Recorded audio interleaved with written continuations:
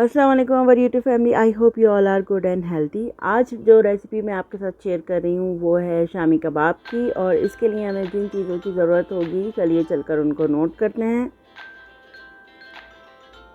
सबसे पहले हमने लिया था बग़ैर हड्डी के बकरे का गोश्त, और अगर इसमें थोड़ा बहुत फ़ैट लगा भी रह जाए तो कोई मसला नहीं है।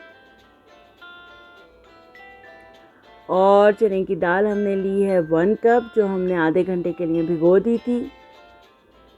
1 इंच अदरक का टुकड़ा, और लहसुन जो है हमने पूरा बंच लिया है।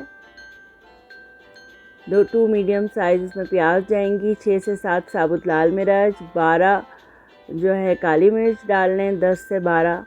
1 टेबल स्पून ज़ीरा और नमक हस्ब ज़ायका इसमें ऐड होगा। कुकर में सबसे पहले गोश्त ऐड करके हम पानी डालेंगे 2 गिलास, और चने की दाल जो हमने भिगोई थी वो ऐड करेंगे। फिर प्याज और मसाले सारे, लहसुन अदरक इसमें जाएगा, साबुत लाल मिर्च इसमें ऐड होगी, ज़ीरा, काली मिर्च, नमक, और हम इसको 2 सीटी लगाएंगे और हमारा गोश्त तकरीबन गल जाएगा। फिर हम इसको चॉपर में पीस लेंगे। तो आजकल बच्चों के स्कूल्स ओपन हो गए हैं। बच्चों को स्कूल लंच बॉक्स में आप डबल रोटी में ये कबाब तल के रख के दे दें तो ये बहुत ही बच्चे शौक़ से खाते हैं। पराठे के साथ दे दें किसी दिन, शाम में चाय के साथ स्नैक के तौर पे आप इसको बंद कबाब में रख कर इसको बना दें, बर्गर से बन जाएंगे।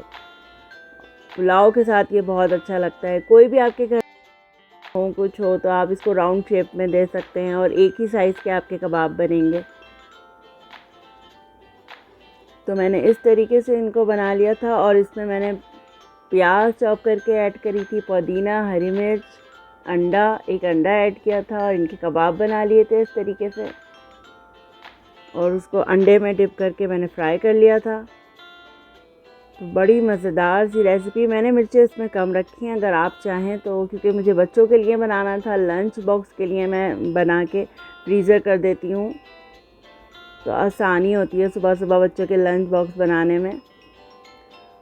तो आप इसमें लाल साबुत मिर्च की तादाद जो है बढ़ा दें। मैंने 7 डाली थी, आप 12 कर सकते हैं। अंडे की कोटिंग करके आप इसको फ्राई कर लें, बटर नाइफ हो उसकी मदद से, और इसको आप पुलाव के साथ खा सकते हैं, मटर पुलाव के साथ। आप ये बहुत मज़े के लगते हैं। तो उम्मीद करती हूँ ये रेसिपी आपको अच्छी लगी होगी। कमेंट सेक्शन में ज़रूर बताइएगा, रेसिपी ज़रूर ट्राई करें, और चैनल को सब्सक्राइब करना ना भूलिएगा। मिलते हैं नेक्स्ट व्लॉग में, तब तक के लिए अल्लाह हाफ़िज़।